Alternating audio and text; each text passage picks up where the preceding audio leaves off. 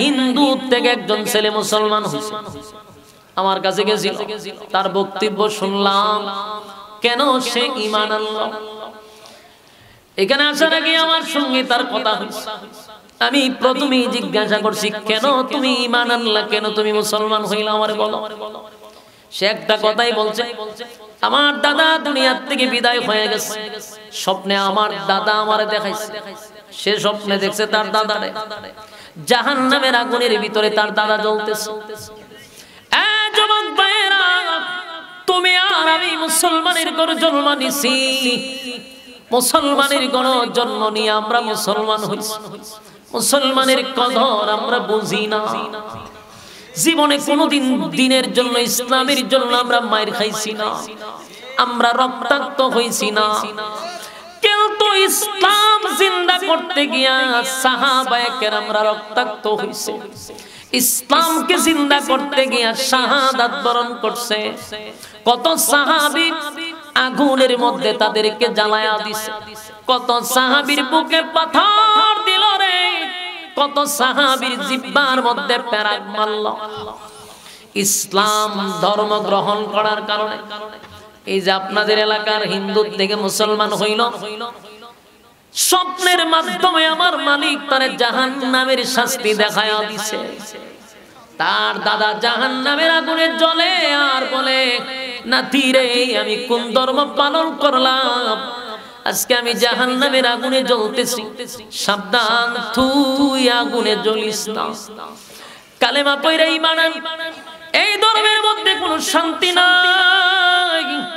ইসলাম ধর্ম গ্রহণ করো, ঈমান আনো, না হয় আগুনে জ্বলা শেষ হয়ে যাবে, শুধু আগুন আর আগুন। ভাই, আমরা তো কোনোদিন কল্পনাও করতে পারি নাই জাহান্নামের আগুনের ব্যাপারে, আমাদের ধারণাও নাই কি পরিমাণ শাস্তি জাহান্নামের ভিতরে। তাই হিন্দু ছেলেটার কাছ থেকে শুনে নিবেন, তার চোখ দিয়ে আল্লাহ, যদিও এই চোখ দিয়ে দেখে নাই, কিন্তু ঘুমন্ত অবস্থায় চোখ জাগ্রত করে দিছে, স্বপ্নের মাধ্যমে জাহান্নামের আগুন সে দেখছে। তাই সাথে সাথে কালেমা পড়ে সে ঈমান আনছে। আপনারা এর জন্য দোয়া করবেন, সাহায্য সহযোগিতা করবেন, তার পাশে আপনারা দাঁড়াবেন। মরতে হবে আমরা মানি, বিশ্বাস করি, কিন্তু এই জিনিসটা আমরা কেন বুঝি না যে মরতে যেহেতু হবেই, হিসাব তো আল্লাহর কাছে দিতে হবে। আমার কথা আপনারা বুঝেন, আমি কিন্তু আমার হবিগঞ্জের ভাষায় কথা বলতেছি না। যদি হবিগঞ্জের ভাষায় বলি তো আপনারা এখানে কবর জিয়ারত হবে, বুঝবেন না কিছু। কিন্তু আমি আপনাদেরকে বলতেছি, একটু মাঝে মধ্যে হানা বললেন। মরব বিশ্বাস করি, কিন্তু হিসাব যে দেওয়া লাগবে এটা বিশ্বাস করিনি। বিশ্বাস করেন? বা একটু আওয়াজ দেন। হায় হায় হায় হায়, কেমনে আপনারা তো আল্লাহ জবান দিছে, মাঝে মধ্যে একটু হানা কইেন। এইভাবে চুপ থাকলে আমি বুঝি যে কথা বুঝেন না। আল্লাহর কাছে আমাদের জবাব দিতে হবে, হিসাব দিতে হবে, এতটুকু বিশ্বাস আপনারা এই উত্তরবঙ্গের আপনার মানুষের কাছে বিশ্বাসটা আসেনি। এইখানে একটু আওয়াজ দা কইেন। তো মরব এটা বিশ্বাস করি, হিসাব যে দিতে হবে এটা কেন বিশ্বাস হয় না?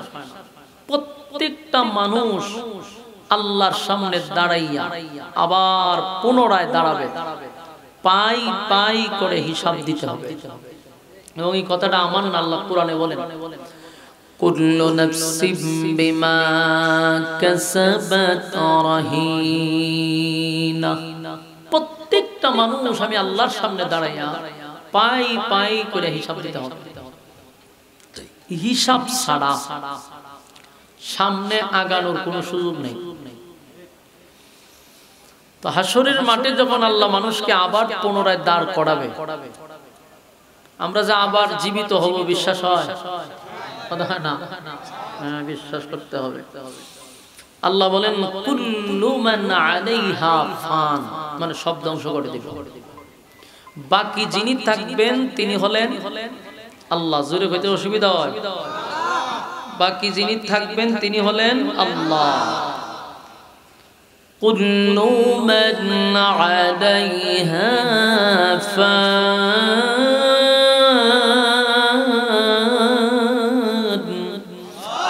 ওয়া ইয়াবকা ওয়াজহু ذو الجلال والإكرام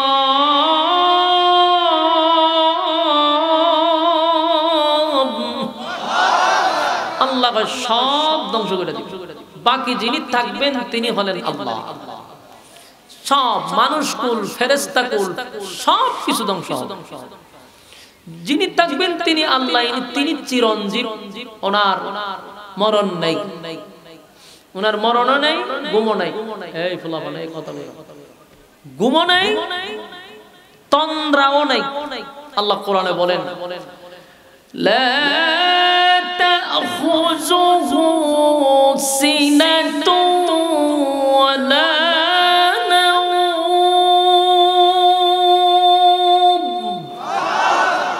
বলেন আমার ঘুমও নাই তন্দ্রাও নাই ক্লান্তিও নাই আবার তিনি চিরঞ্জীব ওনার মরণ নাই আল্লাহ বলেন সবাইকে আমি শেষ করে দিব আবার পুনরায় আমি আবার দাঁড় করাবো মানুষ দাঁড়াবে আবার তার কৃত কর্মের জবাব দেওয়ার জন্য পাই পাই করে হিসাব নিয়ে তিনটা দলে মানুষ ভাগ হবে কয়টা দল একটা দলকে আল্লাহ বিনা হিসাবে জান্নাত দিবেন আল্লাহ বলেন ইল্লা আসহাবাল ইয়ামিন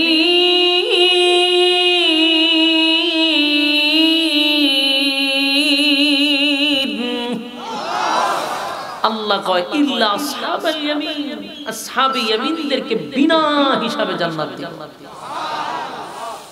আরেকটা দল ডানপন্থী আসহাবে ইয়ামিন একটা দলকে কোনো হিসাব নাই এমনি জান্নাত দিবেন আরেকটার ডান হাতে আমলনামা দিয়ে জান্নাতে ঢুকাবো আরেকটা দল হবে বামপন্থী বামপন্থীদের হিসাবে আটকা পড়ে যাবে হিসাব দিতে গিয়ে কি করবে আটকা পড়ে যাবে এদেরকে বাম হাত দরাইয়া আমলনামা দিবে সুজা জাহান্নামে ইন্না জাহান্নামা কানাত মিরসাদা নিশ্চয়ই তারা জাহান্নামে যাবে এবং জাহান্নাম তাদের জন্য উৎপেতে বসে আছে লিতাগিনা মাআবা সীমা লঙ্ঘনকারীরা জাহান্নামে অবস্থান করবে লাবিসিনা ফিহা আহকাবা যুগের পর যুগ অবস্থান করবে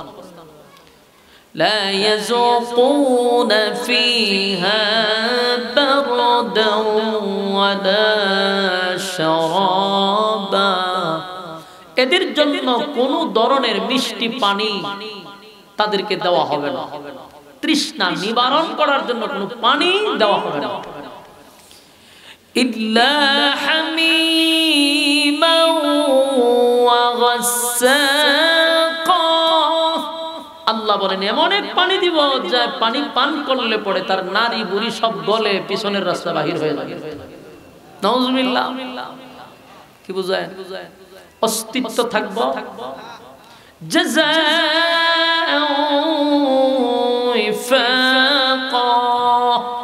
আল্লাহ বলেন এটা তোমাদের কৃতকর্মের পূর্ণ ফল তাহলে এই যে অবস্থাগুলি আমাদের সামনে বাকি রয়ে গেছে বিচার একের পর এক বিচার হবে পানিশমেন্ট দেওয়া হবে জনমের মতো এই বিষয়গুলো আমাদের মাথায় রাখার দরকার আছে না নাই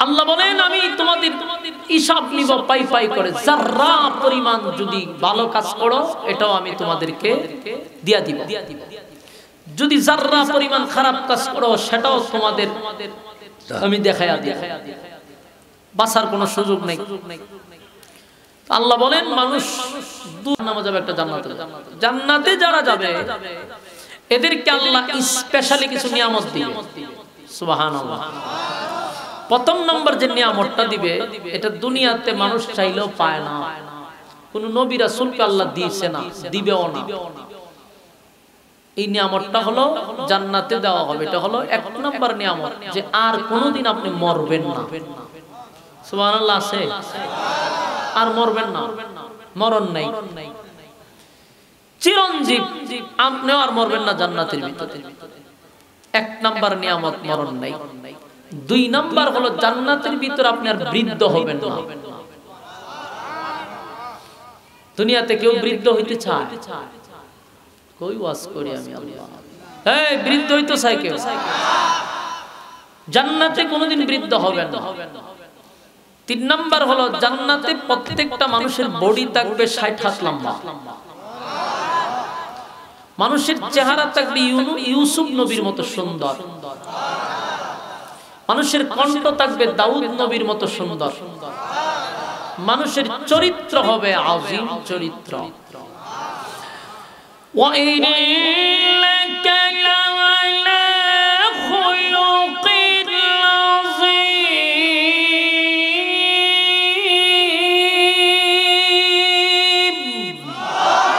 আল্লাহ বলেন খুলুক আযীম, চরিত্র দান করব। সুবহানাল্লাহ। কার চরিত্র? বিশ্ব নবীর চরিত্র। সুবহানাল্লাহ। এই এতগুলা নিয়ামত দিয়া আল্লাহ ঢুকাবে, আর রাজত্ব দিবে এই পৃথিবীর 10টা পৃথিবীর সমান। বউ দিবে কমপক্ষে 72টা। বুঝিনি আপনারা? কমপক্ষে 72টা বউ দিবে আপনাদের। দুনিয়াতে কয়টা করে বিয়ে করছেন? একটা। আরেকটা করতে মন চায়, কিন্তু কপালও ঠাড়া পড়ছে, বাংলাদেশে জন্ম নিছেন। বাংলাদেশে জন্ম নিলে একটা বিয়ে করছেন, সবর করেন, রোজা রেখে লাগেন। কিন্তু জান্নাতের ভিত্তি একটা দুইটা না, সর্বনিম্ন বইল 72টা, উপরে 1000 হইতে পারে। সুবহানাল্লাহ। আল্লাহ আমাদেরকে জান্নাতে বউ দিব, চেহারা সুন্দর দিব, কণ্ঠ সুন্দর দিব, বডি দিব 60 হাত লম্বা। সুবহানাল্লাহ। জান্নাতীরা জান্নাতের ভিতরে অবস্থান করবে, আর জাহান্নামীরা জাহান্নামের ভিতরে অবস্থান করবে। ইল্লা আসহাবাল ইয়ামিন, আসহাবে ইয়ামিন যারা, আসহাবে ইয়ামিন যারা, তারা জান্নাতের ভিতরে অবস্থান করবে। বিনা হিসাবে আল্লাহ জান্নাত দিবে, জান্নাত পাইব। এক নাম্বার হলো মরণ নাই, সুন্দর চেহারা, বডিওয়ালা। এই পৃথিবীর 10টা পৃথিবীর সমান জান্নাত পাবে। সুবহানাল্লাহ। তো জান্নাতীরা জান্নাতের ভিতরে ঘুরবে, আনন্দ ফুর্তি সব করব। করার পরে আল্লাহ একদিন জিজ্ঞাসা করবে, তোমাদের জান্নাত পাইয়া কেমন লাগে? ভালো লাগে? তখন জান্নাতীরা বলবে, আল্লাহ খুব ভালো লাগে, কিন্তু একটা কষ্ট আছে। কি কষ্ট?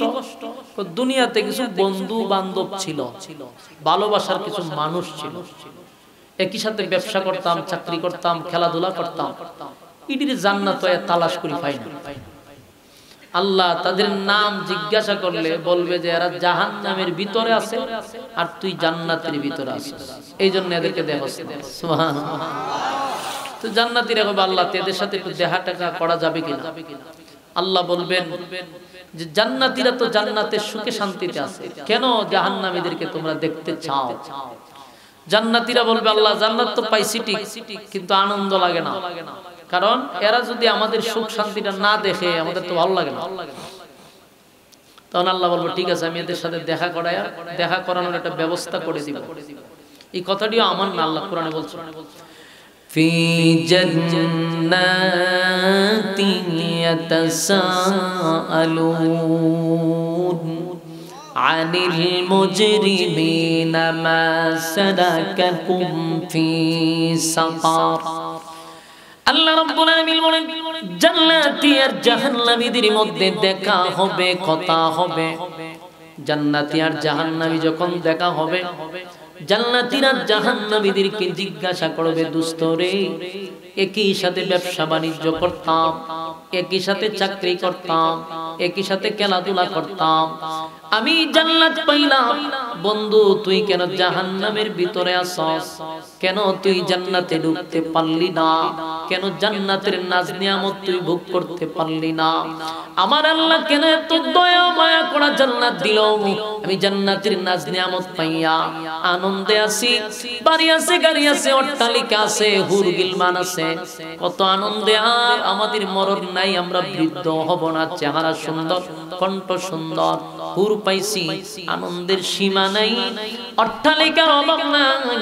কিন্তু বন্ধু তোমার সঙ্গে তো আমি একই সাথে ব্যবসা করলাম, একই সাথে চাকরি করলাম, জামতলের বাজারে একই সাথে ব্যবসা করছেন, একই সাথে চাকরি করছেন, কিন্তু এই লোকটা জাহান্নামের আগুনে জ্বলে, আপনি জান্নাতের ভিতরে আরামায়েশে আছেন। জান্নাতীরা বলবে, ও জাহান্নামীরা, কোন কারণে তোমরা জাহান্নামে আসছো? কেন তোমরা জাহান্নামে আসছো? কিসে তোমাদেরকে জাহান্নামে আনলো? জাহান্নামীরা তখন বক্তব্য দিবে আর বলবে, দোস্ত রে, জাহান্নামে আসছি চারটা কারণে। জুরে কোন কয়টা কারণে? চার কারণে জাহান্নামে আসছি। একটা একটা করে তারা কারণ বর্ণনা করবে। এই যে আপনারা এখানে বসছেন, এই যে চারটা কারণ যদি আপনারা শুনেন আর আজকের থেকে এই অপরাধগুলি না করেন, তাহলে আপনারা চারটা কারণে জাহান্নামে আর যেতে হবে না। কথা কি আমার বুঝতেছেন? জাহান্নামীরা যেই চার কারণে জাহান্নামে গেছে, আমরা যদি চারটা কাজ না করি তাহলে জাহান্নামে আমরা যাব না। আপনারা শুনতে রাজি নি? শুনবার মন মানুষও আছেন আপনারা?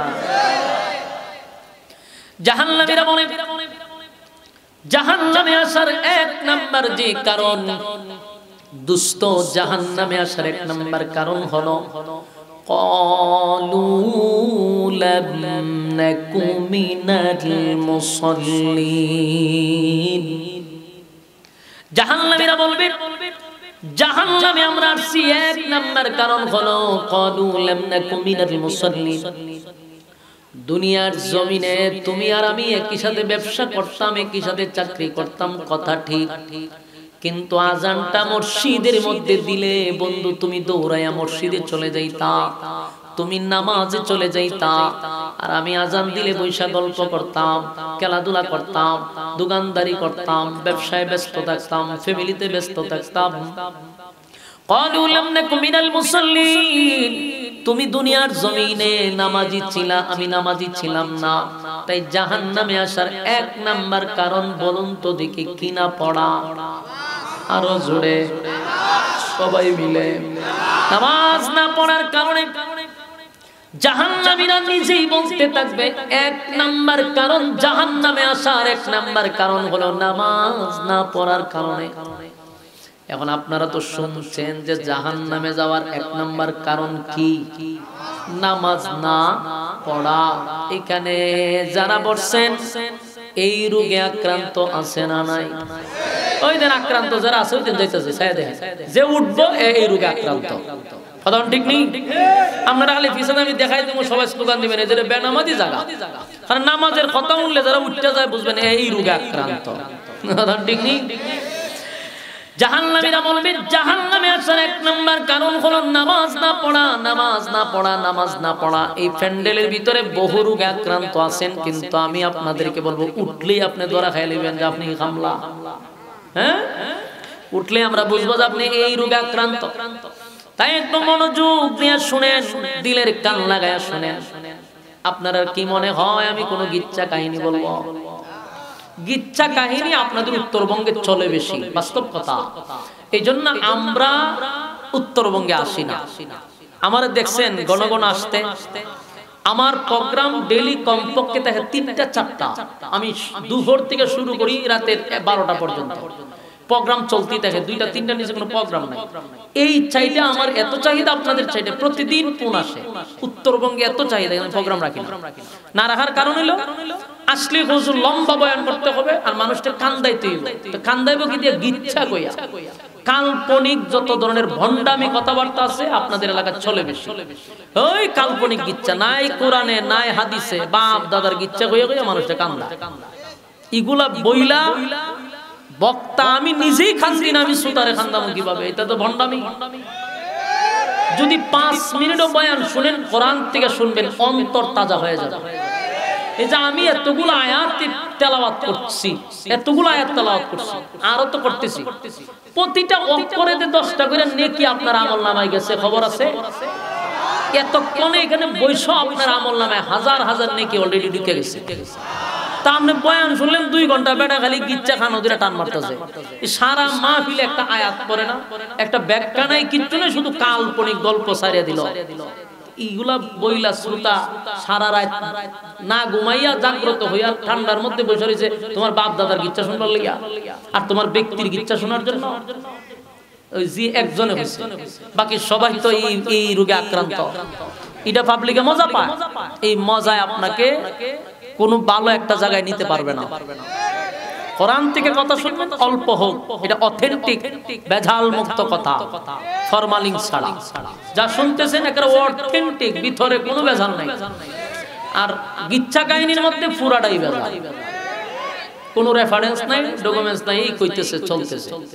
আল্লাহ মাফ করুক। এই জন্য আমি ভাই আপনাদের এখানে আসতে খুব কমই আসি, আইলে লম্বা বয়ান করে, সারা মাহফিলে লম্বা বয়ান করে কি বগিচা কাহিনী করে।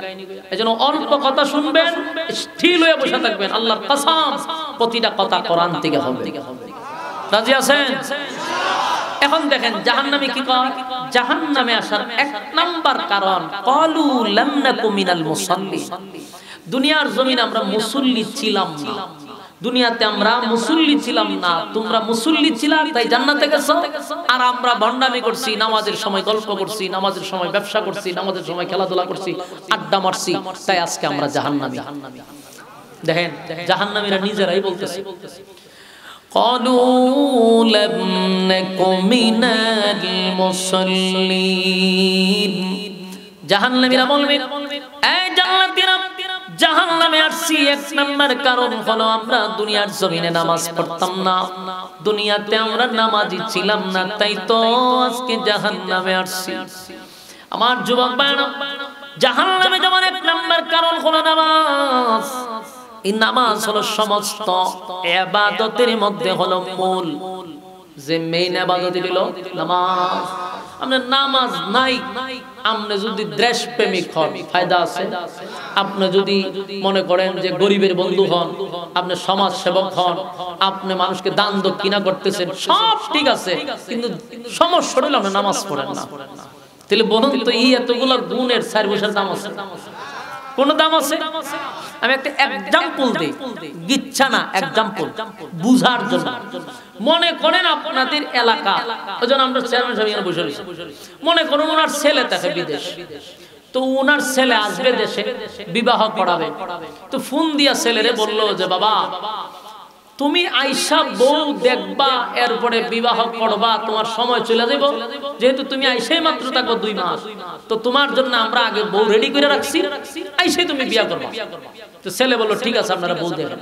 এখন মনে করেন চেয়ারম্যান সাহেবের ছেলেরে বিয়ে করাবে, আপনাদের এই পুরা সিরাজগঞ্জ জেলার মধ্যে সবচেয়ে সুন্দর রূপসী একটা মেয়ে, গুণে রূপে সব দিকে স্মার্ট শিক্ষিত একটা মেয়ে দেখছে, দেখার পরে ছেলের জন্য ঠিক করলো। তো ছেলে জিজ্ঞাসা, বাবা আপনারা কি মেয়ে ঠিক করছেন? বলে হ্যাঁ মেয়ে ঠিক করছি। তো বাবা বলতেছে যে বাবা মেয়ের নিয়ে টেনশন করো না, পুরো সিরাজগঞ্জের মধ্যে সবচেয়ে সুন্দরী, লম্বা, তারপরে গুণে সর্বদিক দিয়ে মেয়ের কোনো ত্রুটি নেই। এখন গঠক যিনি, গঠক কই না আপনারা, গঠকে বউ দেখছে, তাই চেয়ারম্যানটা বলতেছে স্যার আপনার ছেলের জন্য আমি একটা বউ দেখছি, আপনার ছেলের জানাই দেন, মেয়ে লম্বাও না, খাটুও না, বাটিও না, একেবারে পরিমাণ মতো আছে, মেয়ে এত সুন্দর যে একেবারে বিদেশি চামড়া, মেয়ের চোখগুলা বড় বড়, চুলগুলা লম্বা, চেহারার গঠন ভালো, এরপরে আপনার কথার সৌন্দর্য, লেখাপড়া শিক্ষিত, সর্বদিক দিয়া গুণে গুণান্বিত। চেয়ারম্যান সাহেব তো ঘটকের কথা কই না, শুনে বললো যে না ঠিক আছে, মেয়ে সর্বদিক দিয়ে যেহেতু গুণে গুণান্বিত, আর কোনো ঝামেলা তো নাই। মেয়ের বাড়ির অবস্থা বলে বাপ তো মেয়ের শিল্পপতি, বিশাল সম্পত্তি, তাদের কোনো জিনিসের অভাব নাই, একটা সমস্যা আছে, এখন চেয়ারম্যান সাহেব বলে সমস্যাটা কি, বলে এটা শোনার দরকার নেই, এটা শোনার দরকার নাই, কারণ 1000 গুণ যার মধ্যে আছে একটা সমস্যা আপনি শুনে কি করবেন। কিন্তু যে বিয়া করবে এর ভিতরে তাহলে কুটুম করে বাড়ি মারছে যে কি রে একটা সমস্যা আছে কি কইলো, এখন গটে গতিটা কয় না, গটে কয় 1000 গুণ আছে একটা সমস্যা শুনে কি করবেন। এখন তো চেয়ারম্যান সাহেব বলল যে না তুই আমারে বল সমস্যাটা কি, গটে কয় না না এটা শোনার কোনো দরকার নাই, 100টা গুণ আছে মেয়ের, এটা শুনে কি করবে। কোন ভাবে বলতে না, খালি কই গুণ আছে, খালি কই গুণ আছে, মেয়ের এগুলো আছে এইগুলো আছে, সমস্যা জানা কইছে এটা এটা ধরারই দরকার নাই, এটা শোনারই দরকার নেই। কিন্তু এখন মনে করেন উনি বলতেছে যে না তুই এটা না কোয়া পর্যন্ত আমার ছেলে বিয়ে করে থাকবো, যা শেষে গটে কয় একটা সমস্যা আছে, মেয়ের তো হাজার হাজার হাজার হাজার গুণ আছে, একটা সমস্যা আছে, সমস্যা হইল মেয়েটা রাত্রে যে কই যায় তালাশ করে ভাবা যায় না। আচ্ছা কন্ত দিক এই কথা শোনার পরে তার 1000 গুণ থাকলে এই মেয়ের প্রতি আর আকর্ষণ আছে, কথা কই না, মেয়ের যদি 1000 গুণ থাকে কিন্তু একটা সমস্যা হলো রাত্রে কই যায় এটারে ভাবা যায় না, সকালে আসে, এই মেয়েরে 1000 গুণ কইলে আর ভালো লাগবো, কথা কই না, আর রুচি থাকবো, আর বিয়া করাইবো। 1000 গুণ যখন একটা কারণে সব গুণ ধূলিসাৎ হয়ে গেছে, ঠিক তেমনি ভাবে আল্লাহ বলেন একটা বান্দার 1000 হাজার গুণ আছে, সে মানুষকে দান করে, সে মানুষের সাথে সুন্দর ব্যবহার করে, মানুষকে কষ্ট দেয় না, দান দক্ষিণা করে, গরিবের বন্ধু, গরিবের পাশে দাঁড়ায়, সর্বদিক দিয়ে লোকটা ঠিক আছে, দোষ একটাই নামাজ পড়ে না। আল্লাহ কয় তার সমস্ত গুণ আমার কাছে 4 পয়সার কোনো দাম নাই। কথা কি বুঝতেছেন? একটা মেয়ের 1000 গুণ তাও যদি চরিত্র সামান্য সমস্যা হয় 1000 গুণের আর দাম নাই। একটা মানুষ যত ভালো কাজই করুক যদি নামাজ না পড়ে আল্লাহ ভাইয়ার 4 পয়সার দাম আমার কাছে নাই। কথা বুঝতেছেন? নামাজ এত বড় একটা ইবাদত, সুবহানাল্লাহ। এইজন্য আল্লাহ বলেন ক্বালু লাম নাকু মিনাল মুসাল্লিন, যারা দুনিয়াতে মুসল্লি ছিল তারা জান্নাতি, সুবহানাল্লাহ। আল্লাহ রাব্বুল আলামিন বলেন ক্বালু লাম নাকু মিনাল মুসাল্লিন, জাহান্নামীরা জুড়ে জুড়ে বলবে দুনিয়ার জমিনে তুমি জান্নাতি, তুমি নামাজ পড়তা তাই আজকে জান্নাতি, আমরা নামাজ পড়তাম না তাই জাহান্নামী। তার মানে জাহান্নামে যাওয়ার 1 নাম্বার কারণ হলো নামাজ। নামাজ সবচেয়ে বড় ইবাদত। যুবক ভাইরা আমার, আল্লাহ বলেন কোরআনে বলেন ইন্নাস সালাতা তানহা আনিল ফাহশাই ওয়াল মুনকার, যারা নামাজ পড়ে তাদেরকে নামাজ গুনাহ থেকে বিরত রাখে। নামাজি ব্যক্তিকে গুনাহ থেকে, ফাহিশা কাজ থেকে নামাজ তারে বিরত রাখে। ইন্নাস সালাতা তানহা আনিল ফাহশাই ওয়াল মুনকার, নামাজি ব্যক্তিকে গুনাহ থেকে নামাজ বিরত রাখে। এখন প্রশ্ন হইল হুজুর আমাদের সমাজে এমন মানুষ আমরা দেখি নামাজ পড়ে 5 ওয়াক্ত কিন্তু আবার সুদও খায়, নামাজ পড়ে ঘুষও খায়, নামাজ পড়ে দুর্নীতি করে, নামাজ পড়ে মিথ্যা কথা বলে, নামাজ পড়ে মানুষকে গালি দেয়। তাহলে আল্লাহ বলল ইন্নাস সালাতা তানহা আনিল ফাহশাই ওয়াল মুনকার, নামাজি ব্যক্তিকে নামাজ গুনাহ থেকে বিরত রাখে। কিন্তু আমরা চোখ দিয়া দেখি নামাজও পড়ে সুদও খায় ঘুষও খায়, নামাজ পড়ে মিথ্যা কথা বলে, নামাজ পড়ে ওজনে কম দেয়, নামাজ পড়ে মানুষের জমি দখল করে, এমন লোক আছে না? না। তাহলে আল্লাহর কথা কি মিথ্যা হয়ে গেল? নাউজুবিল্লাহ। আল্লাহ তো বললো নামাজি ব্যক্তিকে নামাজ গুনাহ থেকে বিরত রাখে, কিন্তু আমরা দেখি নামাজ পড়ার পরেও গুনাহ করে। তার কারণটা কি? কারণটা হলো আল্লাহর কথা সত্য, মালিক যা বলছে এটাই সঠিক, কিন্তু নামাজ পড়েও গুনাহ করে। কেন? কারণ ওই ব্যক্তির নামাজ হয় না। নামাজ হয় না। নামাজ যদি সঠিকভাবে হয়, নামাজ রাসূল যেইভাবে পড়ছে আমরা যদি সেইভাবে পড়ি, তাহলে একটা মানুষ জিন্দেগিতে গুনাহ করা সম্ভব না। নামাজ তারে গুনাহ থেকে বাঁচায়া দিবে। কিন্তু নামাজ পড়েও যারা গুনাহ করে, বুঝবেন নামাজ সঠিকভাবে হয় না। সাল্লু কামা রাআইতুমুনি উসাল্লি, রাসূল যেইভাবে নামাজ পড়ছে আমরা যদি সেইভাবে পড়ি, তাহলে আমাদের নামাজ আমাদেরকে গুনাহ থেকে বাঁচাবে। আমরা নামাজ যে কত স্টাইলে দেখবেন, আমরা মুসল্লিরা মসজিদে গেলে এইভাবে দাঁড়াই, নামাজও দাঁড়াইছে আল্লাহর সামনে, দাঁড়াইয়া মসজিদের টাইলস কিভাবে লাগাইছে নামাজ হারিয়ে দেখে, এদিকে তাকায় এদিকে তাকায় এমনি তাকায়, বলতে নামাজ হইছে না নামাজের সাথে তামসা চলতেছে, ফাইজলামি চলতেছে। এবার নামাজও দাঁড়াইছে, মসজিদের ফ্যান দেখে, মসজিদের ক্যালেন্ডার ভাইসায়া থাকে, নামাজ পড়ে পিছনে কেসি ভাবে দেখে, এগুলা নামাজ হয় না, শেষ, নামাজ শেষ। নামাজের মধ্যে খাসি দেয়, অনর্থক বেহুদা খাসি দেয় করে বিনা উজুরে কাঁসা, নামাজ ভঙ্গের কারণ। নামাজের এরপরে দেখেন নামাজের ওয়াজিব কয়টা আমাদের মুসল্লিরা জানে না। রুকুর থেকে সোজা হইয়া দাঁড়ানো এটা ওয়াজিব, অথচ এইভাবে রুকুর থেকে বের হয়ে সেজদা জায়গা, সেজদার থেকে সুন্দর করে না উঠতে আবার এইভাবে জায়গা, নামাজ শেষ। মুসল্লি জানেই না, 60 বছর ধরে এইভাবে পড়তেছে, অথচ নামাজ হয় না।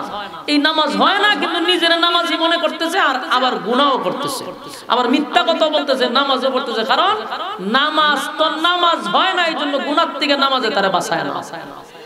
কথা কি বুঝতেছেন? একটা লোক যদি সঠিকভাবে নামাজের সমস্ত আইন কানুন মান্য নামাজ পড়ে, কসম খোদার এই লোকটা গুনার কাজ করতে পারে না। সে যখন গুনাহ করতে যাবে তার বিবেক বলবে, রে আমি তো নামাজি ব্যক্তি, আমি এই কাজটা কিভাবে করি, আমি ওজনে কিভাবে কম দেই, আমি না নামাজ পড়েছি, আমি মিথ্যা কথা কিভাবে বলি, আমি না নামাজি, আমি জিনা কিভাবে করি, আমি না নামাজি, আমি দুর্নীতি কিভাবে করি, আমি না নামাজি, আমি মানুষের উপর জুলুম কিভাবে করি, আমি না নামাজি। নামাজ তারে বাধা দিবে, কিন্তু আমাদের মানুষকে বাধা দেয় না কেন? এর নামাজিত্ব হয় না। ভুল ধরতে চাইলে উজুর মধ্যে অসংখ্য ভুল পাওয়া যাবে, উজুই তো ঠিক মনে করতে পারে না। এই যে শীতের সময় আসছে, উজু এইভাবে কইরা বাসায় বসে, অথচ প্রতিটা চামড়ার ফাটায় ফাটায় পানি ঢুকতে হবে, গোছায় গোছায় ঢুকাইতে হবে পানি, হ্যাঁ জানি না, ফাউডা এইভাবে দিয়া বসে, অথচ পায়ের আঙ্গুলের চিপা চাপায় পানি ঢুকাইতে হবে। আমরা কয়জনে জানি? মুখ এমনি ধুইতাছে, মুখ মন্ডল পুরাটা ভালো কইরা ধুইলো কিনা, দাড়ির ভিতরে পানি গেল কিনা, চামড়ার ভিতরে পানি ঢুকলো কিনা, কোনো খবর নাই। তো তুমি তো পাক পবিত্রই হইতে পারলা না, তো তুমি নামাজ পড়বা কি দিয়া? প্রস্রাবে গেলে পড়ে এমনি পানি লে উঠে এসে পড়ে, হ্যাঁ টিস্যু নাই, কিচ্ছু নাই, আইসা পড়ছে, বাথরুমে গেছে টিস্যু সারা গেছে, নামাজ হইতো কেমন? এগুলো আমাদের খেয়াল করা দরকার। এই জন্য নামাজে আমাদেরকে গুনাহ থেকে বাঁচায় না। কথা কি বুঝতেছি? আমাদের নামাজ হতে হবে ধীরস্থির, আর আমরা নামাজে গেলে তাড়াহুড়া। এমনি দেখবেন দোকানে বসে ঘন্টার পর ঘন্টা গপ করতেছে, আড্ডা মারতেছে, সময়ের কোনো সমস্যা নাই। যখনই নামাজও যায় তখন খালি কারেন্টের সাহায্যে নামাজ পড়ে, এত দ্রুত নামাজ পড়ে বোঝা যায় যেমন তার গাড়ি চলে যেতেছে। বাস্তব নামাজ তো শুক্রবারে দেখবেন জুম্মাত যারা যায়, ইমাম সাহেব সালাম ফিরাইতে দেরি তো দৌড় মারতে দেরি নাই। কেন রে, তুই নামাজ আইলে তো তাড়াহুড়া করস কা? সব কাজ তুই ধীরস্থির, কিন্তু নামাজ আইলে হেতে তাড়াহুড়া কর, এগুলা নামাজ হয় না। নামাজের সাথে তামাশা করা হয়। অথচ আল্লাহর হাবিব হাবিবে কিবরিয়া নবী মুহাম্মদুর রাসূলুল্লাহ সাল্লাল্লাহু আলাইহি ওয়াসাল্লাম, আমার নবীর কিন্তু গুনাহ নাই, নবী হলেন নিষ্পাপ। কিন্তু আম্মা জান আয়েশা বলেন, আমার নবীর গুনাহ নাই, নবীর গুনাহ নাই, নবী হলেন নিষ্পাপ। কিন্তু আমার নবী যখন নামাজে দাঁড়াইতো, আমি আয়েশা মাঝে মধ্যে ভয় পাইতাম। নবী যখন সিজদায় যাইত, আমি আয়েশা মাঝে মধ্যে ভয় পাইতাম গো। আমি মনে করতাম নবী মনে হয় দুনিয়া থেকে চলে গেছে। এত লম্বা সিজদা নবী দিতেন, এত লম্বা রুকু দিতেন। নবীজি যদি এত লম্বা রুকু আর সিজদা দেন, উম্মত রে তোমার আমার তো গুনার কোনো কমতি নাই, তোমার আমার গুনার কোনো অভাব নাই। এত গুনাহ করার পরও কেমনে রে এত তাড়াতাড়ি কারেন্টের সাহায্যে নামাজ পড়ি? আর আমার নবী সিজদায় গেলেন, আম্মা জানাইছা বলেন, আমি মাঝে মধ্যে নবীর সিমটি দিতাম, নবী লড়লে বুঝতাম নবী বেঁচে আছে না হয়, আমি ভয় পাইতাম। নবী এত লম্বা সিজদা দিত, এত লম্বা রুকু দিত, আর আমরা এখন এইভাবে উড়াউড়ি কারেন্টের সাহায্যে নামাজ পড়ি, 2 মিনিটে সব নামাজ শেষ করে দিচ্ছি।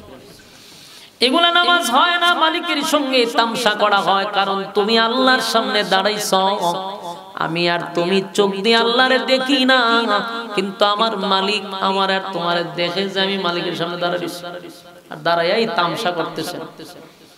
এগুলার থেকে আর শিকার দরকার আছে, ওই শিকার দরকার আছে। এই ওয়াজ পাইতেন কো? এই ওয়াজ তো না, এসে তো শুরু হয়েছে সাপ আর ব্যাঙ্গের গিচ্ছা। এই ওয়াজ শুরু করে দিয়েছেন না, সায়ের পয়সার মুসল্লির কোনো ফায়দা হয়? হায় হায় হায়, ওয়াজের মাঠটারে দিছে ধ্বংস কইরা। আপনারাও খুব মজা পান গিচ্ছাগুলি, এই যে মাসলা মাসাইলগুলা কত দরকার আপনাদের জীবনের, কত প্রয়োজন, কিন্তু ওয়াজ হয় না। আয়সা গিচ্ছা কাহিনী কি ফায়দা হইব গিচ্ছা শুনে? আমার মুসল্লিরা গোসল চিনে না, মুসল্লিরা উযু চিনে না, নামাজ পড়তে পারে না, হেরারে শোনায় সাপের আর ব্যাঙের গিচ্ছা। ঠিক তো আপনার জন্য, কারণ আপনারা তো মজা পান। এজন্য আপনাদের হাতে পায়ে ধরে বলে গোসল চিনে না, গোসল শিখা দরকার। আমরা কোথায় শিখবো বলেন? মাদ্রাসা আছে, আপনারা তো আসেন না। পবিত্রতা ঈমানের একটা অঙ্গ। বলুন, পবিত্রতা ঈমানের অঙ্গ। আল্লাহর কাছে তত প্রিয় হতে পারবে। এখন সুবহানাল্লাহ আসেনি আপনার এলাকা? আছে? থাকলে হইবে। পবিত্রতা ঈমানের কি? আমাদের মধ্যে পবিত্রতা নাই। কাফর একটা 10 বছর হয়ে যায়, শরীরে গেলে গন্ধ পড়ে, মুখে দুর্গন্ধ পড়ে, তারপরে তার শরীরে গন্ধ পড়ে। কাফর এটা দয় না, তো তোমার কাছে ফেরেশতা আইবো কিভাবে? ফেরেশতা মানুষের সাথে থাকে, ফেরেশতা মানুষকে ট্যাকেল দেয়, তো তোমার কাছে ফেরেশতারা আসতো কিভাবে? আপনি বলবেন যে আমরা গরিব মানুষ। আরে ভাই, কাপড় তো এটা মানে সদ্য তালি হোক, অসুবিধা কি? এটা কি পরিষ্কার করতে টাকা লাগে? পরিষ্কার কইরা প্রয়োজনে 2 দিন পরে পরে ধুইবেন, একদম ক্লিন থাকবেন। ফেরেশতা আপনার সাথে থাকে, বুঝেন না কেন? অপবিত্র মানুষকে আল্লাহ পছন্দ করে না, ক্লিন পরিষ্কার মানুষকে আল্লাহ পছন্দ করে। আপনি যত পরিষ্কার থাকবেন, যত পবিত্র থাকবেন, তত আল্লাহর প্রিয় হতে পারবেন। নোংরা মানুষ আল্লাহর প্রিয় হতে পারে না, কারণ আল্লাহ বলেন আমি পবিত্র, আমি সুন্দর, তাই সুন্দরকে পছন্দ করি। তাই চেহারা সুন্দরের কথা বলছেন, আপনি যত পরিপাটি থাকবেন, যত পরিষ্কার থাকবেন, আল্লাহ তত পছন্দ করবে। সিগারেট খাইলাম 3-4 প্যাকেট, একটা আতরের শিশি কিনতে পারেন না, একটা সেন্ট কিনতে পারেন না ভালো, কেন? একটু দুর্গন্ধ মুক্ত থাকবেন, পরিষ্কার থাকবেন। এটা আয়েছেন বিড়ি খায়, সিগারেট খাইতে খাইতে দুর্গন্ধের ছুটে বউ বেচারি যে একটা ঘরে আছে, কত নির্যাতনে, এতে মনে খালি হয় আল্লাহ কোন ঠাডা ফলাইছে আমার উপরে। বিড়ির দুর্গন্ধ এত বিশ্রী গন্ধ, আপনার প্রস্রাবের মধ্যে পর্যন্ত দুর্গন্ধ সৃষ্টি হয়। যারা বিড়ি খায় এরা যখন প্রস্রাব করে দেখেন, প্রস্রাব করা যেমন যায় না, এত দুর্গন্ধ। আপনি এগুলা খাইতে পারেন, একটা আতরের শিশি কিনতে পারেন না, ভালো মানের আতর ব্যবহার করতে পারেন না, তো ফেরেশতাই তো কেমন? নামাজের সময় পরিপাটি হইয়া দাঁড়াইবেন আল্লাহর সামনে, আতর ব্যবহার করে নামাজ পড়তে আপনি শান্তি পাইবেন, কলব ঠান্ডা হয়ে যাবে, মজা পাইবেন, মজা পাইবেন। আল্লাহর হাবিব নবীর কোনো গুনাহ ছিল? নবীর গুনাহ নাই, কিন্তু নবী নামাজে এত মজা পাইতো। আল্লাহর হাবিব বলেন, আম্মা জান আয়েশা বলেন, মাঝে মধ্যে আমি সিমটি দিতাম। কেন সিমটি দিত? যে নবী লড়তই না, এই সেজদার দিকে পড়ছে খবর নাই। আম্মা জান ভয় পাইতো যে সর্বনাশ, এত লম্বা সেজদা। অথচ নবীর কি নাই? গুনাহ নাই। আল্লাহর হাবিবের গুনাহ নাই, তারপরও সেজদা লম্বা দিত, সেজদায় কান্ত নবী। আম্মা জান আয়েশা বলেন, মাঝে মধ্যে ঘুম থেকে জাগ্রত হইয়া দেখি আমার বিছনা ভিজে গেছে। কিরে, বিছনা কেন ভিজে গেল? আম্মা জান আয়েশা মনে করে মশকের পানি পড়ে মনে হয় বিছনা ভিজে গেছে। তাই ঘুম থেকে জাগ্রত হইয়া দেখে মশকের জায়গায় মশক আছে, কিন্তু পানি দিয়া বিছনা ভিজলো কিভাবে? তাকায়া দেখে আল্লাহর হাবিব সেজদায় পড়িয়া এই পরিমাণ চোখের পানি জড়াইছে। নবীর চোখের পানি বিছনা ভিজে গেছে। সুবহানাল্লাহ। অথচ আমার নবীর কোনো গুনাহ নাই, এত কান্না নবী কাঁদতেন আর সেজদা লম্বা করতেন। একবার মসজিদে নববী, নবী হইল মসজিদে নবীর ইমাম, তো নবী নামাজ পড়াইতো, সাহাবীরা সবাই নবীর পিছনে নামাজ পড়তো। আর ওখানকার নিয়ম হইল এটাই, যিনি নেতা তিনি ইমাম। সুবহানাল্লাহ। এটা ইসলামের সিস্টেম, আর আমরা তো এই সিস্টেমের মধ্যে নাই। এইজন্য আমরা ইমাম একজন বাড়া কইরা আনি, এরপর ইমামের পিছনে নামাজ পড়ি, আর শুধু ইমামরে ইমামতি দায়িত্ব দেই। অথচ ইমাম শব্দের অর্থ হলো নেতা। ইমামের উচিত ছিল, আপনাদের দায়িত্ব ছিল, যিনি ইমাম হবে এলাকার সালিশ দরবার উনি শেষ করবে। ইমাম পাইবেন কই? বেতন দিবেন 2000 টাকা, বালা মানুষ হইবেন কই? ভালো যোগ্যতাশীল লোক পাইবেন কই আপনারা? এইজন্য ইমাম শব্দের অর্থ হলো নেতা, যিনি নেতাগিরি করবে তিনি ইমামতি করবে। সুবহানাল্লাহ। মসজিদে নববীর মধ্যে আল্লাহর হাবিব বলেন ইমাম নামাজ নবী পড়াইতেন, সাহাবায়ে কেরাম নবীর পিছনে নামাজ পড়তেন। ফজরের সময় সব সাহাবীরা বসা, কিন্তু নবী আসতেছেন না। এখন নামাজ পড়াইবো, নামাজের টাইম চলে যায় এমন অবস্থা শুরু হয়েছে। সমস্ত সাহাবীরা চতুর্দিকে তাকায়, কিন্তু নবী আসে না। তখন একজন কয়, যা নবী মনে ঘুমাই গেছে, নবীরে ঘুম থেকে গিয়ে জাগ্রত করো। সবাই বলাবলি করতেছে, রে ফজরের নামাজের টাইম হয়ে যাচ্ছে, আল্লাহর পয়গম্বরকে ঘুম থেকে জাগ্রত করো। হযরত আবু বকরকে বলল, আপনি তো সবার মুরব্বী, আর আপনার মেয়ে যেহেতু হুজুরার ভিতরে আছে, আপনি গিয়া বলেন যেন নবী ঘুম থেকে জাগ্রত হয়। আবু বকর কয়, আমারই সাহস নাই নবীরে ঘুম থেকে জাগ্রত করার। সুবহানাল্লাহ। এবার সবাই গেছে উমরের কাছে, যে আপনার সাহস বেশি, আপনি গিয়ে রাসূলকে ডাক দেন, নামাজের টাইম হয়ে যেতেছে, রাসূল নামাজ পড়াবে। উমর কয়, আমি শক্ত, আমার সাহস বেশি, কিন্তু রাসূলের কাছে আমি মোমবাতির চেয়ে নরম। সুবহানাল্লাহ।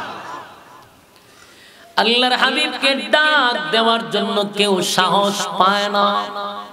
হযরত উমর নিজেও স্বীকার করলেন না, পয়গম্বরকে আমি কেমনে গো ডাক দিব, কারণ আমার নবীর ডাক আমার আল্লাহ নাম ধরে দেয় না। সুবহানাল্লাহ। আমার মালিক হাবিবে কিবরিয়াকে ডাক দিতে হলে নাম ধরে ডাক দেয় না। নবীরে ডাক দিতে গেলে আল্লাহ বলেন ইয়াসিন বইলা ডাক দেয়, তাহা বইলা ডাক দেয়, ইয়া আইয়ুহাল মুজাম্মিল বলে ডাক দেয়, ইয়া আইয়ুহাল মুদাসসির বলে ডাক দেয়। তথাপি আমার মালিক হাবিবে কিবরিয়াকে নাম ধরে ডাক দেয় না। হযরত ওমর বলে, কেমন রে, আমি হাবিবে কিবরিয়াকে ডাক দিয়া ঘুম থেকে জাগ্রত করি না, আমার দ্বারা সম্ভব হবে না। সব সাহাবীরা যখন ব্যর্থ হয়ে গেল, কেউ পয়গম্বরকে ডাক দিতে সাহস পায় না। সবাই একত্রিত হইয়া বলে, কেউ যেহেতু ডাক দিতে পারবে না, তাহলে সবাই মিলা বেলালে ধরো। বেলাল হইল মুয়াজ্জিন। বেলাল হলো মসজিদে নববীর মধ্যে মুয়াজ্জিন। তাহলে বেলালের দায়িত্ব হলো ইমামকে আনা। বেলাল রে, তুই না মুয়াজ্জিন, ইমাম সাহেবের সঙ্গে মুয়াজ্জিনের সম্পর্ক ভালো থাকে। বেলাল যা, পয়গম্বর ঘুমায় আছে, ঘুম থেকে পয়গম্বরকে জাগ্রত করে দাও। তা নবীকে ডাক দে। বেলাল বলে, আমি কেমনে ডাক দেই? আবু বকর ডাক দিতে রাজি হয় না। হযরত ওমর আল্লাহর পয়গম্বরকে ডাক দিতে চায় না। আমি বেলাল কেমনে গো নবীরে ডাক দিব? কিন্তু বাধ্য হইয়া সবার ঠেলাঠেলিতে বেলাল গেছে নবীরে ডাক দিতে। কিন্তু কি বইলা ডাক দিবে? আল্লাহর পয়গম্বরকে ডাক দেওয়ার সাহস নাই গো। বেলাল নবীরে ডাক দিতে চায় না। হুজুরা শরীফের সামনে দিয়া হাঁটে আর দৌড়ে কি বইলা ডাক দিবে? পাগল পাগল হয়ে গেছে। হুজুরা শরীফের সামনে দিয়া নবীর সাহাবী হযরত বেলাল যায় আর আয়, কিন্তু নবীরে ডাক দিতে সাহস পায় না। হঠাৎ করে বেলালের কলবের ভিতরে আল্লাহ একটা বাক্য চালু করে দিয়েছে, অটোমেটিক চালু হয়ে গেছে। বেলাল নবীর রওজা হুজুরা শরীফের সামনে দিয়া যায় আর কয়, আসসালাতু খায়রুম মিনান নাওম। সুবহানাল্লাহ। আসসালাতু খায়রুম মিনান নাওম। এর আগে এই শব্দটা ছিল না, এর আগে ফজরের নামাজেও ছিল না, আযানে ছিল না। এটা অটোমেটিক বেলালের কলব দিয়ে আল্লাহ জারি করে দিয়েছে। আসসালাতু খায়রুম মিনান নাওম অর্থ হলো ঘুম থেকে নামাজ ভালো। আল্লাহর হাবিবের হুজুরা শরীফের সামনে দিয়া হযরত বেলাল যায় আর বলে, ঘুম থেকে নামাজ ভালো, ঘুম থেকে নামাজ ভালো। আসসালাতু খায়রুম মিনান নাওম, ঘুম থেকে নামাজ ভালো। আল্লাহর নবীর কান পর্যন্ত আওয়াজ চলে গেছে। পয়গম্বর সিজদা থেকে মাথা উঠাইছে। বলুন, আমার নবী কি ঘুমিয়েছিল? না, আমার নবী ঘুমিয়েছিল না। সাহাবীরা মনে করছে নবীর মনে হয় ঘুম লেগে গেছে, কিন্তু নবী তো ঘুমে ছিল না। নবী সিজদার থেকে মাথা মুবারক উঠাইয়া হুজুরা শরীফের সামনে এসে দাঁড়াইছে। বেলাল তাকায়া দেখে হাবিবি কিবরিয়ার চেহারা মুবারক লাল হয়ে গেছে। বেলাল নবীর চেহারা দেখে বলে, হাবিব বুঝতে পারিলাম অন্যায় করছি, অপরাধ করছি। নবী গো, আমি বুঝতে পারছি আপনি ঘুমে ছিলেন না, আপনার চেহারায় সাক্ষী দেয় আপনি সিজদায় ছিলেন। সুবহানাল্লাহ। আল্লাহর নবী মুস্কি মুস্কি হাসি আর বলে, বেলাল রে, আমি তো সিজদায় ছিলাম কথা ঠিক, কিন্তু তুমি এত সুন্দর বাক্য কোথায় পাইলা? আসসালাতু খায়রুম মিনাল নাওম, এই কথাটা কোথায় পাইলি? কে তোরে শিখাইলো? সুবহানাল্লাহ। বেলাল কই, হুজুর কেউ আমারে শিখায় নাই, এই কথা আমার মুখ দিয়া অটোমেটিক বাহির হয়ে গেছে। আল্লাহ কই, বড় সুন্দর লাগছে, এই কথাটা আজকে থেকে ফজরের নামাজে তুমি লাগায়া দিবা, ফজরের আজানে লাগায়া দিবা। এরপর থেকে শুরু হয়েছে আসসালাতু খায়রুম মিনান নাওম, চালু হয়ে গেছে। আর যুবক ভাইরা, বেলাল বলে, হুজুর আপনি নবীর সামনেও গুনাহ নাই, পিছনেও গুনাহ নাই গো নবী, তাহলে আপনি এত সময় সিজদা কেন দেন, আর এত দীর্ঘ সময় কেন সিজদায় পড়ে থাকেন? আল্লাহর নবী বলেন, আবু বেলাল রে, আমার মালিক আমার সামনের গুনাহ মাফ করে দিছে, পিছনেও আমি নবীর গুনাহ নাই, সামনেও গুনাহ নাই, এত দয়া মায়া আল্লাহ করছে, আমি কি আমার মালিকের শুকরিয়া আদায় করব না? সুবহানাল্লাহ। আমার যুবক ভাইরা, মুরব্বি বাবারা, আপনাদেরকে বলছি, নামাজের প্রতি আমার নবী এত গুরুত্ব দিতেন, অথচ আমার নবীর গুনাহ নাই। এরপর আমার নবী নামাজের মধ্যে গুরুত্ব দিত, কারণ নামাজ একমাত্র ইবাদত, যে ইবাদতে দাঁড়াইলে স্বয়ং আল্লাহর সঙ্গে কথা হয়। আমার যুবক ভাইরা, কিয়ামতের কঠিন ময়দানে সর্বপ্রথম নামাজের হিসাব হবে, নামাজের হিসাব আল্লাহ আগে নিবে। তাই জাহান্নামীরা বলে, ক্বালু লাম নাকু মিনাল মুসাল্লিন।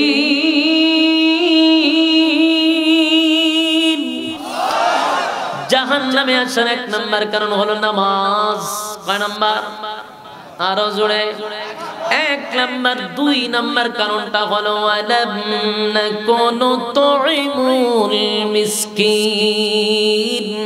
দুই নাম্বার হলো যারা ইতিমের মাল মাইরা খায়, যারা ইতিমদের মাল মাইরা খায়, যারা ইতিমদেরকে খাবার দেয় না, যারা অসহায়দের পাশে দাঁড়ায় না, অসহায়দেরকে খাবার দেয় না, নিজের চিন্তায় ব্যস্ত থাকে রে, নিজের টাকাওয়ালা হয়ে গেল, বারবার মক্কায় গিয়া হাজি নাম পালায়, বারবার বছরে মক্কা যায়, মদিনা যায়, অথচ বাড়ির পাশের মানুষটা না খাইয়া ঘুমায়, হাজি সাহেবের খবর নাই।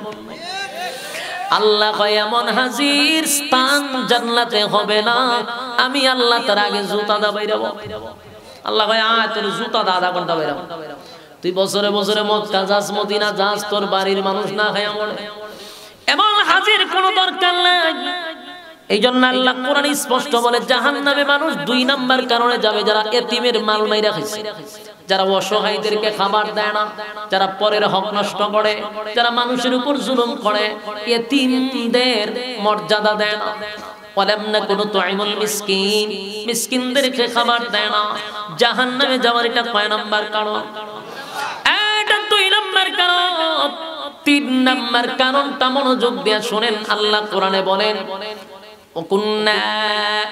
وَكُنَّا نَخُوضُ مَعَ الْخَائِضِينَ।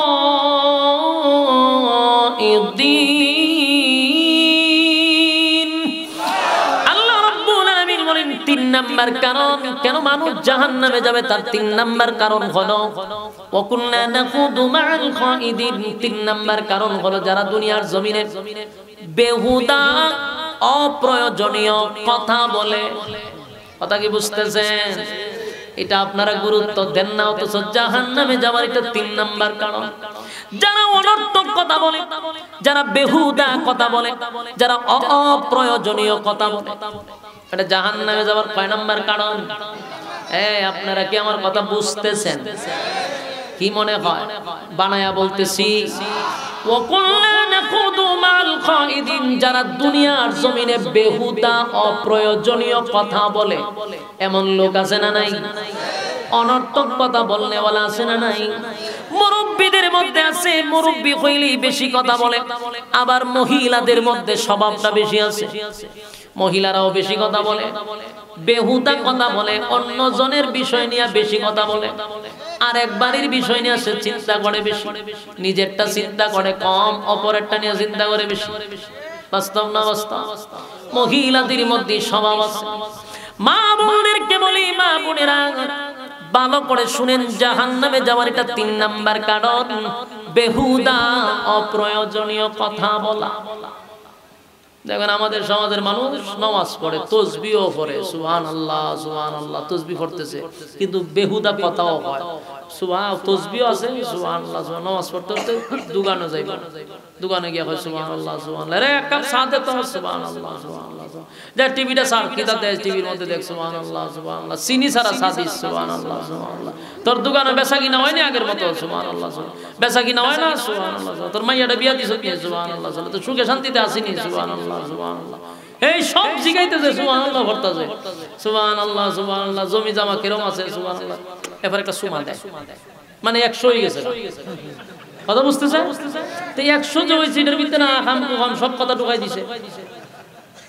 এই যে অপ্রয়োজনীয়, এটা জাহান্নামে যাওয়ার 3 নাম্বার কারণ। আমরা এখানে গুনাই মনে করি না, অথচ এতটুকের কারণে আমার জাহান্নামে যেতে হবে। কথা কি বুঝতেছেন? আমি বুঝতেছি, আপনাদের বিরক্ত লাগিয়েছে। এটা কয় নাম্বার কারণ? জাহান্নামে যাওয়ার এটা 3 নাম্বার কারণ, যারা অনর্থক কথা বলে, বেহুদা কথা বলে। মা বোনদেরকে বলি, 4জন 5জন মহিলা যদি এক জায়গায় বসতে পারে, সেদিন আর পত্রিকা পড়া লাগে না, সব খবর এর কাছ থেকে পাওয়া যায়। এই দুনিয়ার যত খবর আছে সব মহিলারা নিয়ে গবেষণা করে। এগুলো হলো বেহুদা অপ্রয়োজনীয়, জাহান্নামে যাওয়ার কয় নাম্বার কারণ? মা বোনদেরকে বলব, সাবধান, বেহুদা কথা বলবেন না, অপ্রয়োজনীয় কথা বলবেন না, জাহান্নামে যাওয়ার এটা 3 নাম্বার কারণ। স্বামীর বদনাম করবেন না। মহিলার আইলে ওই ঘরের যত সমালোচনা আছে আরেক মহিলার কাছে বলে, আরে জামাইয়ের বিচার দেয় আরেক মহিলার কাছে। কত বড় ব্যাককল, চিন্তা করছে? এই মহিলা তো তোমারটা শূন্য শূন্য মজা নিতেছে, কেন নিজের কথা আরেক কেন বলবা? নিজের ঘরের পার্সোনাল বিষয় কোন আরেক মহিলাকে জানাইবা, এটা তো দুর্বলতা প্রকাশ পায়, ঠিক নেই? এজন্য সাবধান, বেহুদা কথা বলা যাবে না। বলুন জাহান্নামে যাওয়ার কয় নাম্বার কারণ? 3 নাম্বার কারণ। 4 নাম্বার কারণ হলো কুন্না নুকাযিবু বিয়াউমিদ্দিন। 4 নাম্বার কারণ হলো যারা পরকালের উপর বিশ্বাস করে না। বলুন কয় নাম্বার কারণ? পরকালের উপর যারা বিশ্বাস করে না, যেমন এতক্ষণ আপনাদের সামনে আমি যে বয়ান করলাম, আমি জান্নাত জাহান্নাম নিয়ে আলোচনা করলাম, এখন যদি আপনার এটা বিশ্বাস না হয়, এতগুলা আয়াত রেফারেন্স দেওয়ার পরেও বুঝবেন আপনি জাহান্নামে যাবেন, আপনার 3 নাম্বার 4 নাম্বার কারণ। যদি আপনার পরকালের উপর বিশ্বাস হয় না, যদি আপনার আখিরাতের প্রতি বিশ্বাস আসে না, তাহলে এটা জাহান্নামে যাবার কয় নাম্বার কারণ? 4 নাম্বার কারণ। আমার যুবক ভাইরা, 4টা কারণে মানুষ জাহান্নামে যাবে। জান্নাতীরা জাহান্নামীদেরকে বলবে, কেন রে জাহান্নামে আসছস? তখন জাহান্নামীরা একে একে 4টা বর্ণনা করবে। আপনারা যারা শুনছেন, এই 4টা কাজ থেকে আমাদের ফিরে আসার দরকার আছে না? 1 নাম্বার হলো যারা বেনামাজি, আজকে থেকে নামাজ পড়লে তাহলে আমরা জাহান্নামে 1 নম্বরে যেতে হবে না।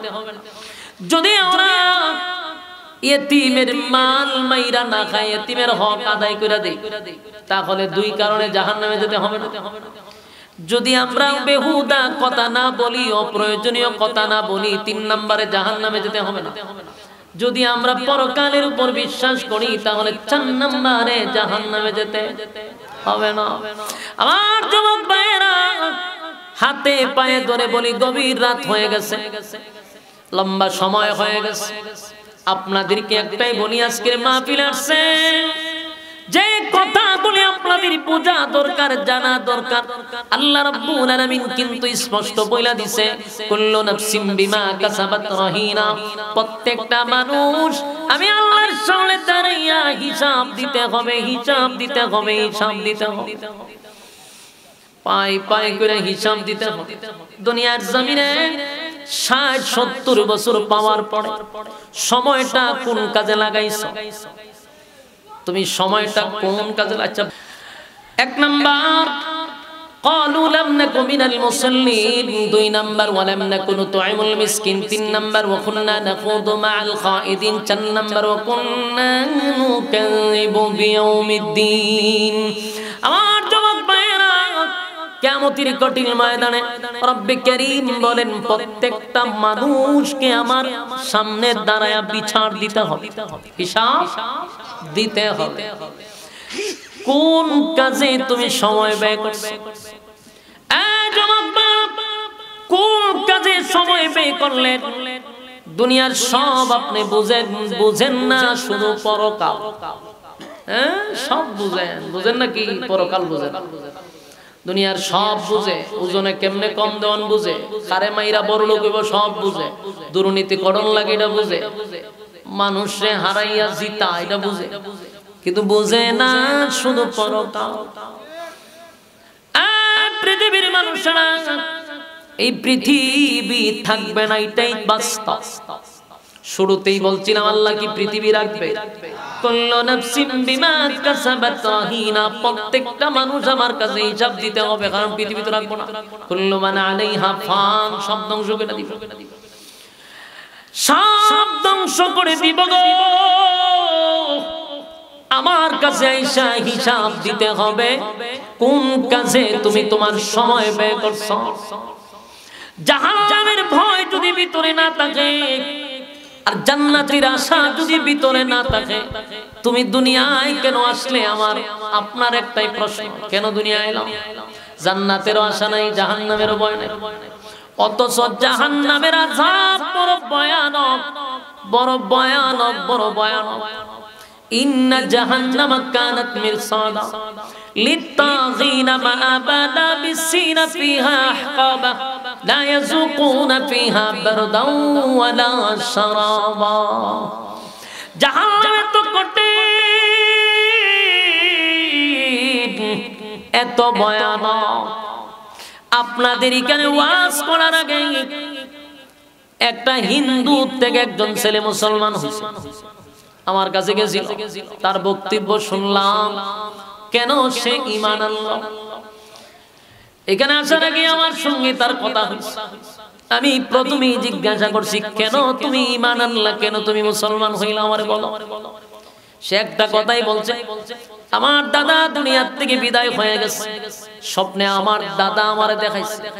সে স্বপ্নে দেখছে তার দাদারে জাহান্নামের আগুনের ভিতরে তার দাদা জ্বলতেছে। তুমি আর আমি মুসলমানের ঘরে জন্ম নিছি, মুসলমানের ঘরে জন্ম নিয়ে আমরা মুসলমান হইছি, মুসলমানের কদর আমরা বুঝি না।